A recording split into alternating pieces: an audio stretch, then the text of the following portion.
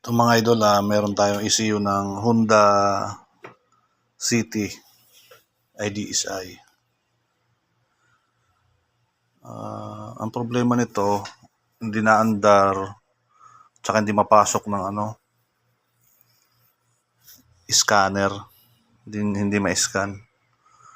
So ngayon, pinower up ko na. Meron siyang check engine, meron sa ignition, tsaka injector. Ibig sabihin, nag-on yung ECU, may amperahe, may load na. So, try natin i-off. Yan ang injector lumalaro. Hindi lang siya normal yung firing kasi may may immobilizer, naka-immobilizer pa to. So, ibig sabihin, buhay na, may na siya.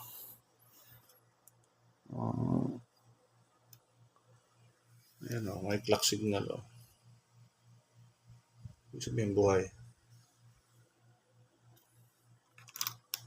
So, ayan mga idol, Honda City 2005. So, bukas, i-try ko sa actual dun sa sasakyan. Kasi, ibig sabihin, magpapayaring naman siya. But, ayaw mandar. So,